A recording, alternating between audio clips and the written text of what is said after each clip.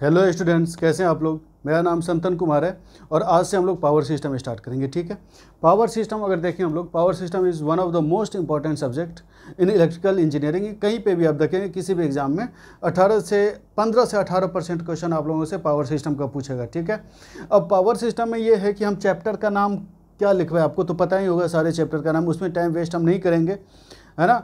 अभी हम लोग पावर सिस्टम में जस्ट स्टार्ट कर रहे हैं पावर का डेफिनीशन, है ना, कि पावर क्या होता है। सबसे पहले तो आपसे कहीं इंटरव्यू में जाओगे या किसी भी बेसिक एग्जाम में, ये नेटवर्क में भी टॉपिक है पावर का, लेकिन मानते हैं कि आप नेटवर्क में भी पढ़ेंगे, हम ही आपको पढ़ाएंगे नेटवर्क में भी, लेकिन फिर भी पावर सिस्टम में आपको अच्छे से आना चाहिए कि पावर किस डायरेक्शन में मूव होगा, कौन से एलिमेंट में पावर कंज्यूम होगा। ठीक है, कब अगर मान लो एक ज़्यादा एंगल पे है, कम सोर्स ज़्यादा एंगल पे है, लोड कम एंगल पे, तो पावर कैसे फ्लो होगा, ये सब चीज़ आपको समझना बहुत ज़रूरी है। पावर का डायरेक्शन ये सब समझना बहुत ज़रूरी है, क्योंकि पावर सिस्टम में इसी सब का डीलिंग है। ठीक है, अब यहाँ पे बात आती है कि पावर सिस्टम है क्या।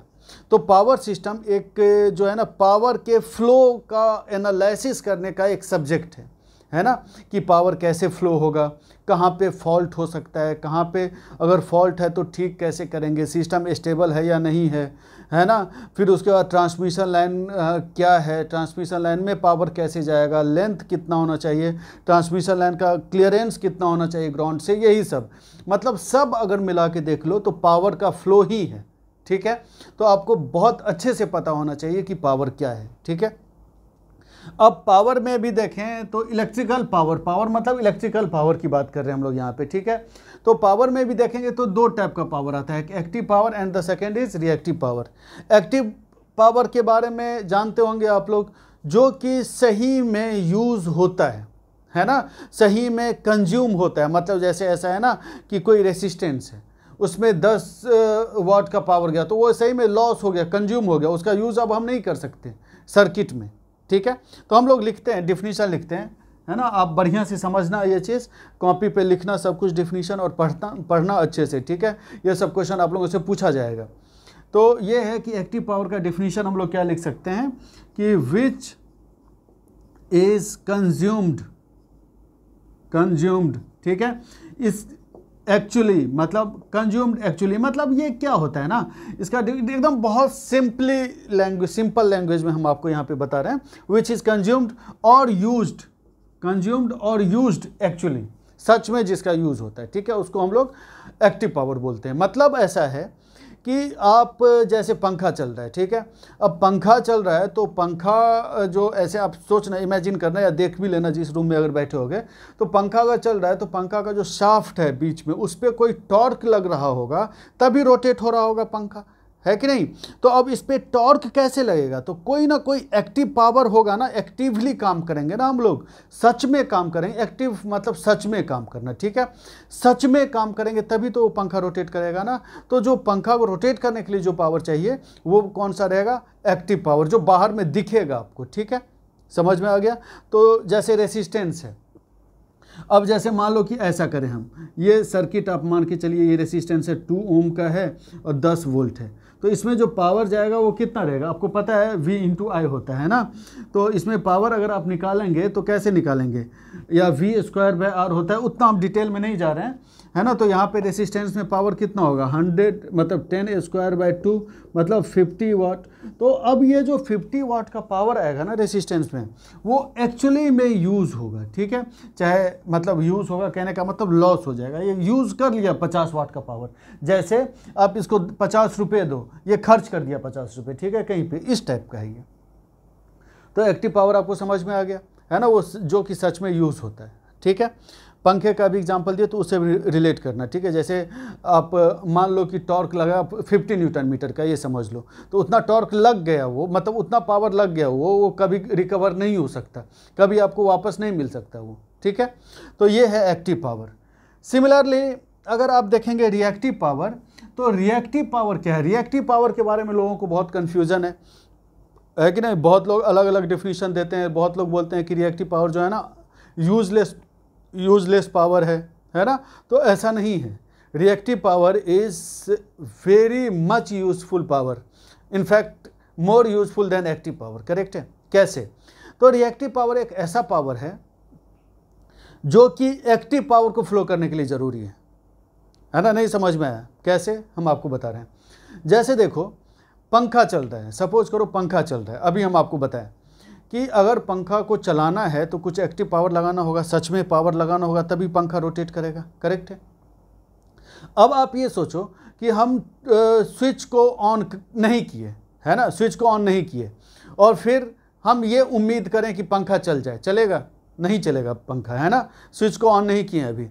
तो पंखा को चलाने के लिए जो है ना, जैसे एक्टिव पावर लाने के लिए, पंखा को चलाने का मतलब एक्टिव पावर आपको चाहिए वहाँ पे, तो वो लाने के लिए, पंखा को चलाने के लिए ज़रूर है कि कुछ ना कुछ जैसे वोल्ट, मतलब जैसे आप सप्लाई को ऑन करेंगे, जैसे स्विच को ऑन करेंगे तो सर्किट के अंदर पंखा का जो सर्किट होगा, जो कि सिंगल फेज इंडक्शन मोटर होता है, ठीक है, उसके अंदर कुछ ना कुछ ऐसा फेनोमेना हुआ होगा जिससे कि पंखा रोटेट कर रहा है कि नहीं? थोड़ा सोच रहे हो आप। तो जो वो फेनोमेना हो रहा है पंखे के सर्किट में, इलेक्ट्रिकल सर्किट में, सिंगल फेज इंडक्शन मोटर में, जो कि पंखा में होता है ना, तो कुछ ना कुछ अंदर में हो रहा होगा, ठीक है। और वो फेनोमेना करने के लिए जो हमको पावर का रिक्वायरमेंट होगा, उसी को हम लोग रिएक्टिव पावर बोलेंगे। समझ में आया, है ना। और उसी के बाद हमको एक्टिव पावर मिल रहा है कि नहीं। तो हम लोग ऐसे बोल सकते हैं, रिएक्टिव पावर को डिफाइन ऐसे कर सकते हैं, वैसा पावर जो कि सच में यूज नहीं होता है, वो पावर थोड़ी ना, वो तो अंदर में काम कर रहा है कि नहीं। यूज तो एक्चुअल पावर या एक्टिव पावर ही इसको रोटेट करवा रहा है। इसमें ये जो शाफ्ट पे सच में कोई टॉर्क लगेगा ना, तभी ये रोटेट हो पाएगा, है कि नहीं। तो एक्चुअल काम तो एक्टिव पावर कर रहा है, लेकिन उस काम को करने के लिए, एक्टिव पावर को करने के लिए अंदर में फ्लक्स क्रिएट हो रहा होगा सिंगल फेज इंडक्शन मोटर में, बाकी सब चीज़। तो वो सब फ्लक्स क्रिएट सब करने के लिए जो पावर का रिक्वायरमेंट होगा ना, that power is called reactive power. तो उम्मीद है कि आपको समझ में आ गया होगा रिएक्टिव पावर। रिएक्टिव पावर आपको दिखेगा नहीं, रिएक्टिव पावर आप बस ये समझेंगे कि वो इमेजिन करेंगे कि हाँ भाई पंखे के अंदर में फ्लक्स जो जनरेट हो रहा होगा उसको रिएक्टिव पावर कर रहा होगा, ठीक है। उसके बाद ही आपको एक्टिव पावर मिलेगा, ठीक है। इसको हम प्रूव करके बता देंगे अभी हम थोड़ी देर में, बस अभी आप डिफिनीशन लिख लीजिए इसको, है ना। तो रिएक्टिव पावर को आप ऐसे डिफाइन कर सकते हैं, द पावर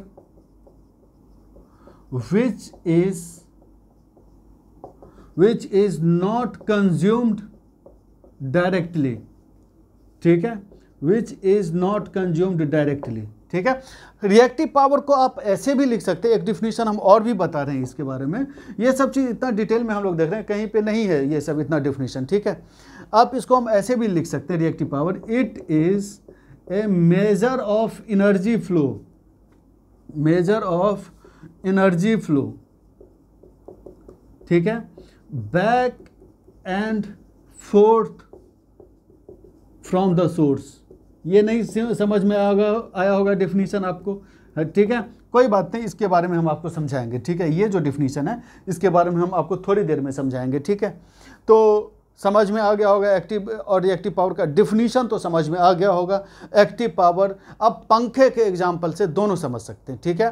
पंखा को अगर चलाना है तो शाफ्ट पे एक्चुअल में सच में टॉर्क लगेगा तभी चल पाएगा, ठीक है। तो वो एक्टिव पावर है, पंखा चलेगा तो एक्टिव पावर। अब उस एक्टिव पावर को कैसे जनरेट करेंगे हम लोग, अंदर में कोई फ्लक्स सब क्रिएट होगा तभी एक्टिव पावर मिल पाएगा। तो वो फ्लक्स क्रिएट करने के लिए क्या चाहिए होगा हमको, तो रिएक्टिव पावर, करेक्ट है। इतना समझ के रखो आप। अब उसके बाद जो सेकेंड डिफिनीशन है इसको हम बताएंगे, अभी बस देखते रहना अभी। तो इसको हम मिटा रहे हैं, होपफुली आपको इतना समझ में आ गया होगा। देखो अब यहाँ पे इसी में आगे अब देखना, पावर को इतना डिफिनीशन अभी हम लोग इतना पूरा देख लेंगे ना कि एक भी क्वेश्चन आपसे नहीं छूटेगा, ठीक है। अब यहाँ पे देखें, रिएक्टिव पावर को जनरली हम लोग इमेजिनरी पावर भी बोलते हैं, ठीक है। कैसे, जैसे देखो आप, पावर का फॉर्मूला हम पूरा लिख दे रहे हैं, नेटवर्क में हम डिराइव करेंगे, यहाँ पे डिराइव करने की कोई खास ज़रूरत नहीं है। V into I into cos theta, है कि नहीं। और ये V और I क्या होना चाहिए, इफेक्टिव वैल्यू, है कि नहीं। इफेक्टिव वैल्यू इसलिए बोल रहे हैं क्योंकि ये जैसे वोल्टेज है, ये तो हमेशा चेंज हो रहा है ना, हर टाइम पे चेंज हो रहा है, तो इसका इफेक्टिव वैल्यू लेंगे हम लोग, ठीक है, जिसको RMS वैल्यू बोलते हैं। तो यहाँ पे V RMS होना चाहिए, यहाँ पे I RMS होना चाहिए। तो कुछ नहीं लिखा हुआ है, कहने का मतलब ये RMS है, ठीक है। ये सिंगल फेज में है, ठीक है। फिर 3 फेज में √3 into VL into IL into cos theta, ये 3 phase.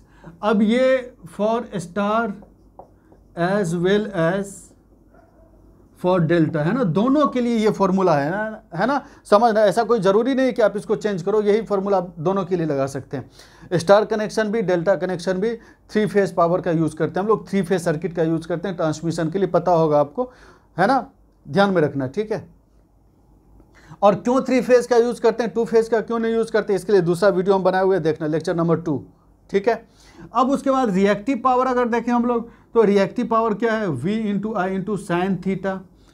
Again V and I are in, मतलब RMS, सिंगल फेज के लिए है ये, और 3 फेज के लिए √3VL into IL into sine theta, sorry sine theta for 3 phase. इसमें भी for star as well as for delta connection, किसी के लिए भी आप इतना कर सकते हैं ना, हम लोग प्रूव करेंगे नेटवर्क में, तो अभी यहाँ पे ज़रूरी नहीं है प्रूव करना। अब आप एक चीज़ बताइए, ये एक्टिव पावर है, ये दूसरा रिएक्टिव पावर है ना, और ये थीटा क्या है, थीटा क्या है, ठीक है, थीटा है, इस चीज़ को याद रखिएगा, angle between V and I। Theta को ध्यान में रखना, angle between V and I है, दोनों के बीच का एंगल है, करेक्ट है, समझ गए ये चीज़ इतना, है ना। अब उसके बाद हम आपको आगे और भी बता रहे हैं, इतना आप पॉज करके लिख लेना इन सारे को। अब यहाँ पे एक चीज़ आपको और भी हम बता रहे हैं कि जैसे देखिए, देखो आप एक्टिव पावर तो डायरेक्ट आपको दिख रहा है, रिएक्टिव पावर तो आप देख रहे हैं ना कि इमेजिन कर रहे हैं आप, ठीक है, अंदर में जो हो रहा है ना फ्लक्स को तो कभी आप देखे नहीं हो, है ना, फ्लक्स को नहीं देखें, रिएक्टिव पावर को भी नहीं देखें, मतलब ये इमेजिनरी पावर है, आप इमेजिन कर रहे हो कि अंदर में फ्लक्स क्रिएट हो रहा है ना, तो reactive power is imaginary power, ठीक है। तो जो है ना, टोटल सर्किट में जो पावर होना चाहिए, एक्टिव प्लस रिएक्टिव पावर होना चाहिए, है कि नहीं। जैसे पंखा आप चलाएंगे तो पंखा में अंदर में पहले फ्लक्स बनेगा, उसके लिए भी पावर जो कि इमेजिनरी है, और पंखा रोटेट करेगा उसके लिए भी पावर जो कि एक्टिव है ना, तो P+jQ होना चाहिए, करेक्ट है। इतना समझ में आ गया आप लोगों को। तो ये है एपरेंट पावर, ठीक है, इसको हम लोग बोलते हैं apparent power, this is apparent power, apparent power, correct है, इस चीज़ को ध्यान में रखना। अब एक चीज़ जो मिस हो गया था, आप देखिए, पावर P इक्वल टू क्या था, VI इंटू कॉस थीटा, है ना, Q इक्वल टू क्या था, VI इंटू साइन थीटा। अभी तो हम जो है ना बस इसके लिए बता रहे हैं आपको, बस सिंगल फेज के लिए बता रहे हैं, सेम 3 फेज में भी है। और एपरेंट पावर जो होगा V इंटू I है, ये आपको पता है, ये मान के चलते हैं, इतना हम करते हैं, इतना अभी डिराइव नहीं करेंगे क्योंकि इसी में टाइम चला जाएगा फिर। तो अब यहाँ पे ऐसा है कि आप देखो, कॉस थीटा और साइन थीटा का यूनिट क्या होता है, यूनिटलेस होता है, कोई यूनिट नहीं होता है कि नहीं। कॉस थीटा का यूनिट क्या होता है, मतलब 2 लेंथ का डिवीजन है ना, कॉस थीटा 2 लेंथ का डिवीजन है। जैसे ऐसे देखेंगे तो ये अगर थीटा है तो कॉस थीटा P है, सॉरी B मान लो, P मान लो, H मान लो, तो कॉस थीटा यहाँ पे क्या होगा, है ना, B डिवाइडेड बाय H, तो दोनों लेंथ है ना मीटर, तो कॉस थीटा तो यूनिटलेस है। सिमिलरली कॉस थीटा यूनिटलेस है, साइन थीटा यूनिटलेस है, तो cos theta unitless, sine theta unitless, कोई यूनिट नहीं इसका, तो इसका मतलब P का यूनिट वही होना चाहिए जो VI का होना चाहिए। सिमिलरली Q का यूनिट वही होना चाहिए जो VI का होना चाहिए, S का यूनिट तो VI का ही होना चाहिए, है कि नहीं। तो लेकिन अगर हम लोग ऐसा ही कर लेना कि तीनों का एक ही यूनिट ले लें हम लोग, तो फिर अगर मान लो किसी क्वेश्चन में दिया रहे कि एक्टिव पावर के बारे में दिया रहे, ठीक है, तो आपको कैसे पता, यूनिट दिया रहे, ठीक है, सपोज करो कुछ है यूनिट, है ना, और तीनों का यूनिट सेम ही है, तो किसी क्वेश्चन में एक्टिव पावर दिया रहे, है ना, उसका मतलब हो एक्टिव पावर का, लेकिन यूनिट तो सेम ही है, तो आपको कैसे बताया, कैसे पता चलेगा कि ये एक्टिव पावर है। इसके लिए तो उसको स्पेशली मेंशन करना पड़ेगा ना कि ये एक्टिव पावर है। तो ऐसा नहीं करते हम लोग क्या करते हैं, तीनों का यूनिट अलग अलग ले लेते हैं, ठीक है। तो इसका यूनिट हम लोग किलोवाट या वाट ले लेते हैं हम लोग, डिपेंड करता है कितना पावर जा रहा है। रिएक्टिव पावर का यूनिट क्या हो जाता है, एक्टिव पावर का यूनिट क्या है, समझिएगा, ये सब याद रखना आप लोग, ठीक है। एक्टिव पावर का यूनिट है किलोवाट या वाट, ठीक है। रिएक्टिव पावर का VAR और kVAR, ठीक है। और एपरेंट पावर का है, एपरेंट पावर का सिंपली VA या kVA, VA और KVA, MVA भी हो सकता है, मेगावाट, मेगा वोल्ट एम्पियर भी हो सकता है, वोल्ट एम्पियर, ठीक है, किलो वोल्ट एम्पियर या मेगा वोल्ट एम्पियर, ठीक है, किलोवाट, है ना, ये सब चीज़ आप ध्यान में रखिएगा, ठीक है, इन सब का यूनिट ध्यान में रखिएगा, है ना। और थीटा के बारे में हम क्या बताए हुए थे, theta is angle between V and I, ठीक है। और ये क्या है, S क्या है, एपरेंट पावर। तो एक्टिव पावर का डिफिनीशन, रिएक्टिव पावर का डिफिनीशन आपको समझ में आ गया, ठीक है। एक मिनट रुक जाओ,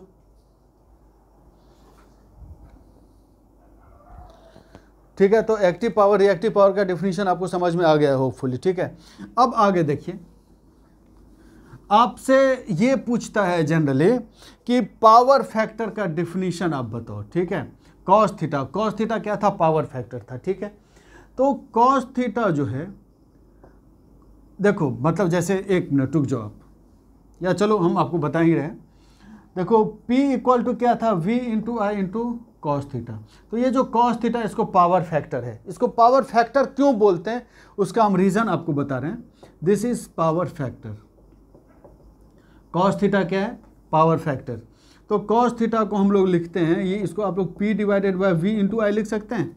cos theta can be written as P divided by V I, मतलब आप इसको ऐसे लिख सकते हैं, P divided by apparent, S क्या था, अभी जस्ट देखना बैक करके थोड़ा सा, है ना, वी आई क्या था, S था, एपरेंट पावर था, ठीक है। तो पावर फैक्टर को आप ऐसे लिख सकते हैं, एपरेंट पावर मतलब क्या है, एपरेंट पावर मतलब क्या है, टोटल पावर, है कि नहीं। अभी आप देखे थे P प्लस जे क्यू, P प्लस जे, क्यू को इमेजिनरी के साथ लिखते हैं हम लोग, है ना, इमेजिनरी पावर है।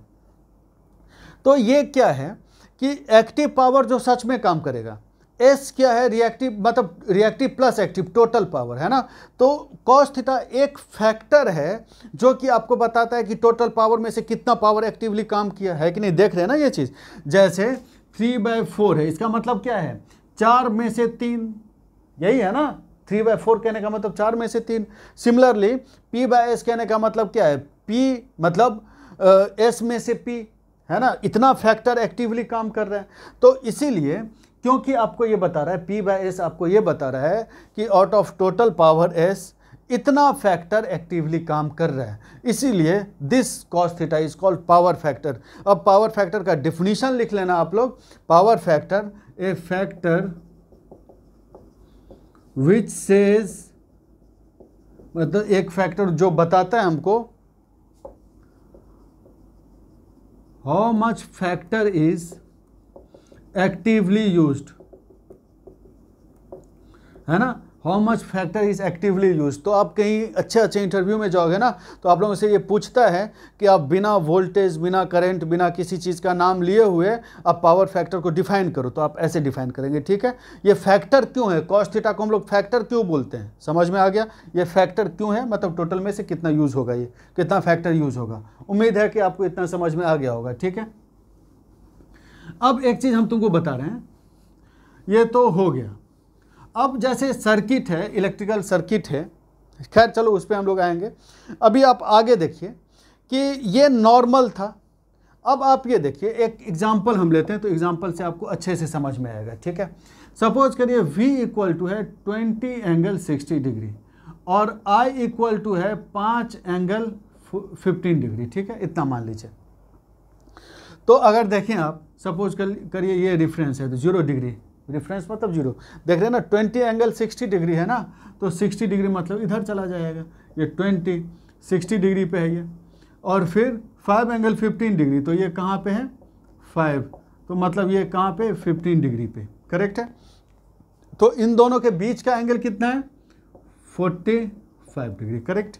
इतना ध्यान में रखना है, इस पे आएंगे हम लोग। अब अगर हम लोग एपरेंट पावर आप क्या देखें, सिंपली V इंटू आई, इतना देखें आप लोग, ठीक है। तो एपरेंट पावर अगर देखें V इंटू आई करके देखें हम लोग, तो 20 एंगल 60 इंटू आई क्या लिखें, 5 एंगल 15 डिग्री, है कि नहीं। तो ये कितना होगा, 100 इंटू 75 डिग्री, है ना। ये समझ में आ रहा है ना। अगर मान लीजिए कि θ1 इंटू θ2 रहे, तो ये क्या हो जाता है, θ1 प्लस θ2, ऐसा हो जाता है, करेक्ट। तो S इक्वल टू इतना हो गया। और आपको ये भी पता है कि एंगल थीटा को अगर एक्सपेंड करना होगा तो कॉस थीटा प्लस जे साइन थीटा होता है, पता है ना आप लोगों को। लिखते भी जाना अगर कोई प्रॉब्लम है इसमें तो आप इसको कैसे लिख सकते हैं, 100 कॉस 75 डिग्री प्लस जे 100 साइन 75 डिग्री, करेक्ट। लेकिन तो हाँ देखो ये अपरेंट पावर इतना आया, तो अब आप ये बताओ कि इसका जो रियल पार्ट है, this real part should be active power, correct है। और जो इमेजिनरी पार्ट है तो P एक्टिव पावर कितना होना चाहिए, 100 cos 75, रिएक्टिव पावर कितना होना चाहिए, 100 sin 75। क्या ये सही है? नहीं, ये गलत है। कैसे? यहाँ पे देखो आप, ये V और I के बीच का एंगल कितना है, 45 डिग्री। तो एक्टिव पावर में कितना होना चाहिए, V into I into cos 45 degree होना चाहिए था, ठीक है। एक्टिव पावर में V into I into cos 45 degree होना चाहिए था, क्योंकि V और I के बीच का एंगल कितना है, 45 डिग्री। लेकिन यहाँ पे कितना आ रहा है, 75 डिग्री, 75 डिग्री, जो कि गलत हो गया ना। तो ये गलत है, ये मेथड से करें, V इंटू आई मेथड से करें अगर हम लोग तो गलत है। यहाँ से अगर एक्टिव पावर और रिएक्टिव पावर निकालोगे सिंपली V इंटू आई करके तो गलत है, स्पेशली जब ये फेजर फॉर्म में दिया रहे तो, है ना। ये है फेजर फॉर्म, अगर ऐसा दिया रहे तो V इंटू आई हम लोग नहीं करेंगे। याद रखना ये चीज़ बहुत ही ज़्यादा इंपॉर्टेंट है, पावर सिस्टम में बहुत बार काम आता है ना। ट्रांसमिशन में भी काम आएगा, डिस्ट्रीब्यूशन में भी काम आएगा, हमेशा काम आएगा। ये स्टेबिलिटी में भी काम आएगा। ये वाला चीज़ जो कॉन्सेप्ट हम लोग पढ़ रहे हैं बहुत इंपॉर्टेंट है, ठीक है। नेक्स्ट देखिए आप, तो हम लोग को सही तो करना है, तो सही हम लोग कैसे करेंगे, तो इसको हम मिटा रहे हैं, लिख के आप लोग इसको कट कर देना, ठीक है। अब देखिए आप, अगर हम लोग यहाँ पे ऐसा करें, अपरेंट पावर को अगर ऐसा करें, इसको अगर देखें हम लोग V इंटू आई करके देखते हैं, जस्ट एक ट्राई करके देखते हैं ये क्या आता है। V इंटू आई करके अगर आप देखेंगे तो 20 एंगल 60 डिग्री, कंजुगेट, आई कंजुगेट है। कंजुगेट मतलब क्या होता है, कंजुगेट मतलब देखो, जैसे कंजुगेट ऐसा पढ़े होंगे आप लोग, कहाँ पे लिखे हम, देखो जैसे देखिए आप, ये मान लीजिए x और ये jy है, तो अगर मान लो यहाँ पे 1 प्लस जे है तो कंजुगेट मतलब 1 माइनस जे यहाँ पे आ जाएगा, ठीक है। कंजुगेट 1 प्लस जे, तो 1 प्लस जे का कंजुगेट 1 माइनस जे, जानते होंगे, बचपन में ही पढ़े होंगे ये। तो अगर ये थीटा है तो ये कंजुगेट मतलब माइनस थीटा हो जाएगा। तो कंजुगेट में एंगल रिवर्स हो जाता है, माइनस हो जाता है, माइनस है तो प्लस, प्लस है तो माइनस, उल्टा हो जाएगा, ठीक है। तो आई कंजुगेट है यहाँ पे, तो आई कंजुगेट कितना हो जाएगा, इंटू 5 माइनस 15 डिग्री। कंजुगेट मतलब एंगल रिवर्स हो जाएगा। तो मतलब यहाँ पे क्या है, 100 20 इंटू 500 इंटू एंगल 45 डिग्री, है कि नहीं। 60 में से 15 को माइनस करेंगे तो 45 ही रहेगा। अब इसको अगर करें तो 100 cos 45 प्लस जे 100 sin 45 हो गया, ये करेक्ट है। तो अब यहाँ पे अगर आप देखेंगे तो ये तो सही आया ना, ये 45 क्या है, V और I के बीच का एंगल 45 ही था, ये तो 45 ही है कि नहीं। तो इसका मतलब है कि V इंटू आई कंजुगेट ही हमको करना पड़ेगा जब फेजर फॉर्म में दिया रहे, है ना। इस चीज़ को ध्यान में रखना। और क्यों ऐसा करना पड़ रहा है, क्योंकि इसी से हमको सही एंगल मिल रहा है V और I के बीच का, ठीक है। तो लिख लेना इस चीज़ को, हम लिखवा दे रहे हैं, लिख ही दे रहे हैं हम खुद भी, इसको लिख लेना आप लोग, ठीक है। तो लिखना है कि when V and I are in phasor form use S equal to V into I conjugate। कहीं पे भी हम इसी का यूज़ करेंगे। ट्रांसमिशन में जब आप ABCD पैरामीटर के फॉर्म में जो पावर निकालते हैं ना, उसमें इसी का यूज़ करना हम लोग को, V I conjugate, है ना। When V and I are in phasor form use V I conjugate, correct, to get correct angle between V and I, है ना। इस चीज़ को ध्यान में रखना आप, ठीक है। एक क्वेश्चन हम लोग इस पे करते हैं और भी अच्छे से, तो आपको समझ में आ जाएगा, ठीक है। इसको मिटा रहे हैं, पॉज करके लिख लेना आप लोग। इस पर एक क्वेश्चन करेंगे तो अच्छे से समझ में आएगा आपको आगे भी, है ना। एक क्वेश्चन है, बहुत ही यूज़फुल क्वेश्चन है, बहुत ही इंपॉर्टेंट क्वेश्चन है, ठीक है। देखिए ये आप इसको मान लो 100 एंगल 60 डिग्री, ठीक है, नहीं 60 नहीं, आप इसको 30 डिग्री मान लो, करेक्ट। और इसको आप 10 एंगल 60 डिग्री मान लो, 10 एंगल 60 डिग्री, ठीक है। अब आपको ये जानना है, आपको ये बताना है कि पावर कहाँ से कहाँ फ्लो होगा, ठीक है। देखो अब एक्टिव पावर मान लो, और ये सपोज करिए J10 है। अब आपको ये देखना है कि एक्टिव पावर कहाँ से कहाँ फ्लो होगा, ठीक है। तो देखो आप कि ऐसा करते हैं हम लोग कि यहाँ पे देखेंगे, अगर हम लोग सबसे पहले ये मान लो A है और B, आपको यहाँ पे ये बताना है कि एक्टिव पावर कहाँ से कहाँ फ्लो होगा और रिएक्टिव पावर कहाँ से कहाँ फ्लो होगा, ठीक है। तो देखो ये होता है कि अगर हम लोग करंट यहाँ से निकाल लें तो IA इक्वल टू कितना होगा, 100 voltage difference divided by potential difference divided by impedance होता है ना करंट। तो अगर यहाँ पे देखें हम लोग IA अगर हम लोग निकालना चाहें तो IA कितना हो जाएगा, 100 angle 30 degree minus 10 angle 60 degree divided by, यही होगा ना 100 angle 30 minus 10 angle 60 divided by 10 angle 90 degree. J मतलब क्या, यही होगा, J मतलब एंगल 90 डिग्री, J मतलब एंगल 90 डिग्री, करेक्ट है। अब अगर मान लीजिए यहाँ पे IA तो इतना हो गया, तो SA अगर देखें अपरेंट पावर जो इस डायरेक्शन में जाएगा, SA अगर हम लोग देखें यहाँ पे बहुत ही इंपॉर्टेंट है। हम पहले आपको बता दे रहे हैं कि इसमें क्या करना है ना, पहले तो हम आपको डिराइव कर रहे हैं ना, उसके बाद डायरेक्टली ट्रिक आपको याद करना है, हमेशा आपको इसका यूज़ नहीं करना, ठीक है। आपको ये देखना कि एक्टिव पावर कहाँ से कहाँ फ्लो होगा, रिएक्टिव पावर कहाँ से कहाँ फ्लो होगा, तो तुरंत आप देख के ही बता देंगे, आप लोग को इतना करने की ज़रूरत ही नहीं पड़ेगी, ठीक है। तो अब आप यहाँ पे ये देखिए SA इक्वल टू अगर हम लोग देखें तो SA इक्वल टू अगर हम लोग देखें तो यहाँ पे ऐसा कर लेंगे ना, वोल्टेज तो 100 एंगल 30 है ना, ये वोल्टेज है A पे, और IA कंजुगेट अगर हम लोग देखेंगे तो IA कंजुगेट यहाँ पे अगर निकालेंगे तो 100 angle 30 degree minus 10 angle 60 degree divided by 10 angle 90 degree, और ये कंजुगेट, करेक्ट है। आप इसको अगर सॉल्व कर लें, है ना, कंजुगेट, आपको उम्मीद है कि आप लोग इसको सॉल्व कर लेंगे, ठीक है। अगर नहीं कर पाए तो कोई बात नहीं, आप मेरे से पूछना कमेंट सेक्शन में, हम आपको बता देंगे। अगर आप इसको सॉल्व कर लें तो या कर दें क्या हम, चलो हम थोड़ा सा एक दो स्टेप और भी बता दे रहे हैं। 100 एंगल 30 डिग्री और यहाँ पे 10 माइनस 60 है कि नहीं, माइनस 1 एंगल माइनस 30 कंजुगेट। तो आप इसको ऐसे भी कर सकते हैं, 100 एंगल 30 डिग्री और कंजुगेट है तो मतलब एंगल प्लस हो जाएगा।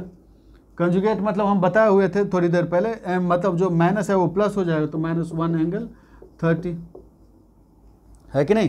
तो जब आप इसको सॉल्व करेंगे तो आप सपोज करिए P प्लस JQ आया, तो जब आप इसको सॉल्व करेंगे ना तो यार रुको यार, कैसा आ जाएगा ये 1000 एंगल 90 माइनस ये कितना रहेगा 100 एंगल 60 डिग्री, ठीक है। तो आप इसको मिटाओ फिर से, यहाँ पे कितना इसको सॉल्व कर रहे हैं हम, तो यहाँ पे देखेंगे आप तो ऐसा रहेगा कि S is equal to 1000 angle 90 degree minus 100 angle 60 degree, ठीक है। 1000 एंगल 90 डिग्री माइनस ये 100 एंगल 60, तो इसको आप कॉस और साइन के फॉर्म में कर सकते हैं। तो 1000, ठीक है, cos 90 plus J1000 sine 90 minus 100 cos 60 minus J100 sine 60, ऐसा कर सकते हैं हम लोग, ठीक है। इतना कर लेना आप लोग, तो हम पूरा कर ही दे रहे हैं। तो कॉस 90 मतलब 0, तो minus 100 cos 60 is 1/2 minus 1/2 plus यहाँ पे J1000 साइन 91 माइनस 100 √3/2, करेक्ट है। तो इतना हो गया। तो अगर आप यहाँ पे देखेंगे तो ये जो है ये तो नेगेटिव है कि नहीं, ये तो नेगेटिव है। P है ये एक्टिव, ये रियल पार्ट है ना, आप देख रहे होंगे ये रियल पार्ट है, तो ये तो नेगेटिव है, और ये इमेजिनरी पार्ट है तो ये तो रिएक्टिव होगा। तो रियल पार्ट अगर देखें आप यहाँ पे जो P देखें तो ये क्या है, नेगेटिव है, करेक्ट है। इमेजिनरी पार्ट अगर देखें तो ये पॉजिटिव है। जरा सा आप सोचो इस बात को, ये जो P नेगेटिव है इसका क्या मतलब है, P नेगेटिव मतलब करंट का डायरेक्शन तो ऐसा लिए हम लोग, तो यहाँ से P नेगेटिव कहने का मतलब ये उल्टा आ रहा होगा, करेक्ट है। मतलब यहाँ पे एक्टिव पावर कहाँ से कहाँ पे ट्रांसफर हो रहा होगा, इसको मिटा दे रहे हैं, लिख चुके होंगे आप लोग, लिखते भी जाना साथ में। तो अब अगर यहाँ पे देखें हम लोग तो क्योंकि यहाँ पे नेगेटिव आया, P डायरेक्शन हम ऐसा लिए हुए थे, फिर नेगेटिव आया ये, है कि नहीं। तो मतलब एक्टिव पावर, ये समझ में नहीं आया आपको, ठीक है। देखो आप यहाँ पे इसको हम बता दे रहे हैं, जैसे मान लो ऐसा है, ये V है और यहाँ पे करंट ऐसा लीजिए आप, ठीक है। और पावर सपोज करो नेगेटिव आ गया, तो इसका मतलब क्या, VI नेगेटिव है, VI नेगेटिव, V तो फिक्स्ड है ना, इसका मतलब I नेगेटिव है। I नेगेटिव है कहने का मतलब करंट का डायरेक्शन अपोजिट है कि नहीं, मतलब पावर ही एब्जॉर्व करेगा, है कि नहीं। समझ में आ रहा है ये चीज़, है ना। देखो अगर नहीं समझ में आया तो कोई बात नहीं, एक बार फिर से आप समझिए। जैसे ऐसा है, मान लीजिए ये V है, करंट का डायरेक्शन ऐसा ले लिया हम लोग, और यहाँ पे आपको P नेगेटिव देते हैं, तो मतलब V इंटू आई यहाँ पे नेगेटिव हो गया। तो V तो फिक्स्ड ही है ना, ये तो इसी डायरेक्शन में, तो ये तो हमेशा पॉजिटिव होगा। तो ये नेगेटिव होने का मतलब क्या, V इंटू आई नेगेटिव होने का मतलब I नेगेटिव है, यहाँ पे I नेगेटिव है कहने का मतलब I का डायरेक्शन ऐसा हो गया, I का डायरेक्शन ऐसा हो गया, तो मतलब ये एब्जॉर्व कर रहा है ना पावर। आपको पता है ना, जब ये पॉजिटिव टर्मिनल में करंट जाएगा तो पावर को एब्जॉर्व करेगा, करेक्ट है। तो ये एब्जॉर्व करेगा, मतलब यहाँ पे ऐसा है कि जब भी ऐसा हो, ठीक है। उम्मीद है कि आपको ये समझ में आ गया होगा ये जो अभी हम बताएं। तो अब कहने का ये मतलब है कि आपको डायरेक्ट ही याद रखना है एक चीज़, कि जब भी ऐसा रे बीच में इंडक्टर रहे तो एक्टिव पावर हमेशा हाई एंगल से लो एंगल की तरफ फ्लो होगा, मतलब 60 डिग्री से 30 डिग्री की तरफ, है ना। इस डायरेक्शन में आ रहा था ना एक्टिव पावर, तो मतलब इस चीज़ को लिख दे रहे हैं, in case of inductive link, ठीक है, active power always flow from कहाँ से कहाँ, higher angle to lower angle, higher angle to lower angle, ठीक है, in case of inductive link, ठीक है। इन दोनों के बीच में इंडक्टर है। सिमिलरली रिएक्टिव पावर के बारे में आप लोग लिख लीजिएगा यहाँ पे कि रिएक्टिव पावर तो पॉजिटिव था, अभी एक्सप्रेशन अगर आप देखेंगे बैक करके, तो रिएक्टिव पावर क्योंकि पॉजिटिव था तो रिएक्टिव पावर इसी डायरेक्शन में जाएगा। तो रिएक्टिव पावर हमेशा हायर वोल्टेज से लोअर वोल्टेज की तरफ जाएगा और एक्टिव पावर हमेशा हायर एंगल से लोअर एंगल की तरफ जाएगा। इस चीज़ को अच्छे से समझ लेना, ये डायरेक्ट आप लोगों से क्वेश्चन पूछता है, ठीक है। एक्टिव पावर हमेशा हायर एंगल से लोअर एंगल की तरफ, रिएक्टिव पावर हमेशा हायर वोल्टेज से लोअर वोल्टेज की तरफ। उम्मीद है कि आपको ये समझ में आ गया होगा, ठीक है। तो अब देखिए,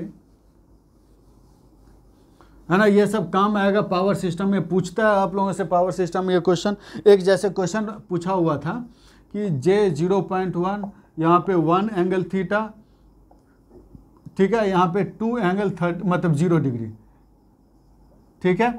ये A है और ये B है। क्वेश्चन ये दिया हुआ था कि active power flow from B to A if theta is equal to -30 degree, B theta is equal to 40 degree, C theta is equal to 10 degree and D theta is equal to 15 degree, ठीक है। इसमें से क्या होना चाहिए, तो आप देखें तो एक्टिव पावर क्योंकि B to A फ्लो हो रहा है तो B से कम एंगल होना चाहिए इसका, तो थीटा यहाँ पे जब निगेटिव रहेगा तभी कम, क्योंकि ये 0 डिग्री है ना, तो ये नेगेटिव रहेगा तभी इधर से इधर आएगा, ठीक है। तो ये डायरेक्ट A ऑप्शन, डायरेक्ट, है ना, समझ लो ये चीज़। तो ऐसे आप ये इन सब चीज़ को याद रखिएगा।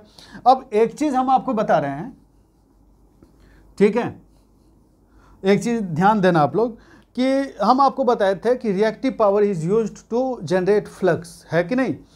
1 मिनट आप देख लीजिए, फिर हमको उसी टाइम में बताना चाहिए था, कोई बात नहीं, अभी आप देख लो, बस समझ में आ जाएगा। देखो आप जरा सा हम ये मान के चलते हैं कि आपको ट्रांसफार्मर आता है, ट्रांसफार्मर का ये बेसिक चीज़ आता है, ठीक है। तो देखें अगर आप, तो ये जो फेजर डायग्राम था कुछ इस टाइप का था ट्रांसफार्मर में, है कि नहीं, I0 और ये सपोज करिए θ0, ठीक है। तो इसका अगर कंपोनेंट देखेंगे इधर तो ये कितना है, I0 sin थीटा, और ये मैग्नेटाइजिंग कंपोनेंट, ठीक है, याद है, ठीक है। और नहीं याद है तो कोई बात नहीं, मशीन पढ़ेंगे तो आपको और अच्छे से समझ में आ जाएगा।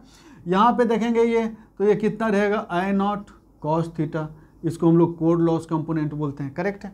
तो आप अगर यहाँ पे देखें, फाई जो है directly proportional to I0 sin theta हम लोग लिख सकते हैं, कैसे, इसी डायरेक्शन में फाई भी है और इसी डायरेक्शन में I0 sin थीटा भी है, तो directly proportional to I0 sin theta लिख सकते हैं हम लोग। तो इसका मतलब फाई को अगर हम लोग V0 मतलब V से मल्टीप्लाई भी कर दें, है ना, आई नॉट साइन थीटा को v से मल्टीप्लाई भी कर दें, ऐसा कर सकते हैं। तो मतलब phi directly proportional to reactive power हो गया, देख रहे हैं ना, v I naught sine theta reactive power ही तो है। मतलब यहाँ पे देखिए ये flux directly proportional to reactive power, that means if reactive power is zero flux is zero, correct है। तो हम ये बोल सकते हैं कि reactive power is required to generate flux. समझ गए ये चीज़, आपको इतना समझ में आ गया होगा, reactive power is required to generate flux, ठीक है, क्लियर है ये चीज़। सिमिलरली अगर ये देखिए आप, ये कोर लॉस कंपोनेंट है, ठीक है, जो एक्चुअल लॉस होता है, तो कोर लॉस पीसी जो है V I naught cos theta, ये कोर लॉस कंपोनेंट है एक्टिव। ये क्या करता है, तो ट्रांसफार्मर को जो गर्म कर देता है ये, ठीक है, तो ये एक्टिव हो गया, सच में गर्म कर देता है, ठीक है, ऐसा थोड़ी है कि इमेजिन कर लो गर्म कर देता है, सच में वो गर्म कर देता है, ठीक है। तो ये हो गया, तो reactive power is required to generate a flux, ठीक है। और किसी भी मशीन में अगर रिएक्टिव पावर नहीं है, इसका मतलब फ्लक्स नहीं है, वो काम ही नहीं करेगा, ठीक है। समझ में आ गया आप लोगों को इतना। अब यही है कि आपको अगर आप देखें, एक चीज़ और भी आप देख लीजिए, इतना समझ में आ गया होगा आप लोगों को, ठीक है। अगर आपसे ये पूछे कि इंडक्टर और कैपेसिटर में एक्टिव पावर कितना होता है, तो हम डायरेक्ट ही आपको बोलते रहे, ये करिएगा आप लोग, क्योंकि अभी नेटवर्क हम आपको नहीं बताए हैं। इंडक्टर में V और I के बीच का एंगल 90 डिग्री होता है ना। सेम कैपेसिटर में V और I के बीच का एंगल 90 डिग्री होता है। तो अगर इंडक्टर में एक्टिव पावर आप निकालेंगे तो V into I into cos 90 degree करेंगे तो जीरो आ जाएगा, कॉस 90 जीरो आता है। तो इंडक्टर और कैपेसिटर में जो एवरेज पावर है, ये जो V into I into cos theta है, ये एवरेज पावर है, एवरेज एक्टिव पावर, ये जीरो होगा, ठीक है। तो इतना है, ये फर्स्ट क्लास है। अगले क्लास में हम लोग सेकेंड लेक्चर में हम ये आपको बताएंगे कि 3 फेज का यूज़ क्यों करते हैं। फिर उसके बाद हम लोग बताएंगे पर यूनिट पे आएंगे, ठीक है, पर यूनिट और रिएक्टेंस डायग्राम और फॉल्ट एनालिसिस स्टार्ट करेंगे हम लोग, ठीक है। सब्सक्राइब करना, ओके, थैंक यू।